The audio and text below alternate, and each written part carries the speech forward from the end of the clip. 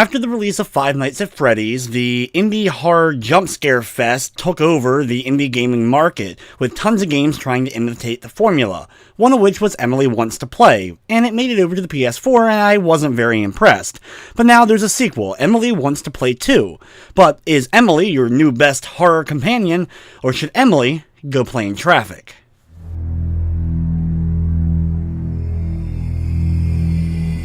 Emily Wants to Play 2 is a huge improvement over the original Emily Wants to Play.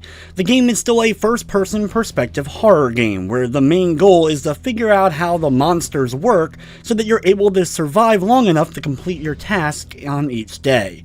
Unlike the original, where it was mostly just survive each day, here you actually have to complete goals while dealing with the creatures, in which case the game actually has a bit more depth to it than I was expecting going in. The game's story doesn't have a whole lot of depth to it. Instead of being a pizza delivery person, this time around you're playing as somebody who gets home from a big party, your place is a mess, you're going to bed and you have to wake up and go to work, and as you're trying to get yourself together and complete your daily task, this is where you see that things are amiss and that Emily and her friends are trying to play with you.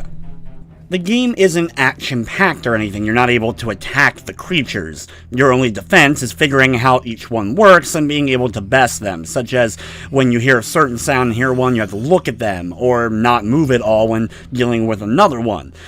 The thing that makes the game at least a little bit more interesting is the fact that you are puzzle solving a bit, trying to find the locations of the different items, doing so quickly if possible. There's even a speedrun mode included here, and because of the jump scares, which is actually cool that you can toggle these on and off for those who just find them annoying or just can't really deal with them but like horror experiences.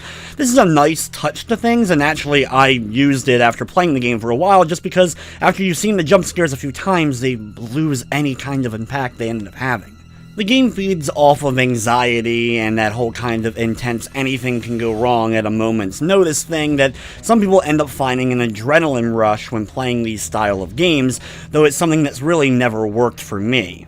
The game isn't extremely long, but it may be longer or shorter for you depending upon how quickly you're able to solve the puzzles as far as finding the locations of items, where to use them, as well as besting the creatures.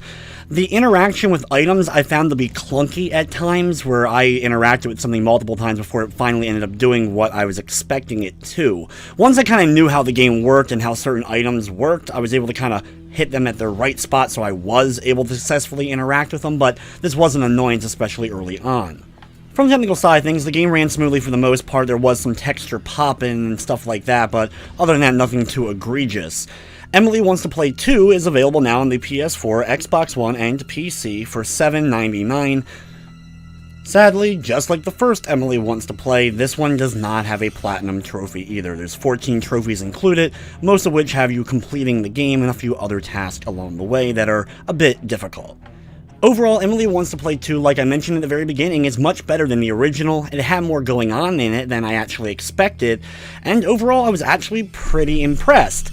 It doesn't mean that the game is a great horror experience. If you don't really get into the whole kind of jump scare thing, you're not going to really enjoy this one, and it's not really doing anything to kind of wow you in the graphics. I still find the creatures, Emily, and everything here to be pretty much laughable every time you end up looking at them. However, for the relatively low price tag, and if you are looking for a new horror game, Emily Wants to Play 2 isn't the worst thing you could spend that money on. With that said, I'm going to be giving the game a 6 out of 10. But anyway guys, I'm going to wrap up this review. I'd like to thank you for watching, and of course, I hope you enjoyed.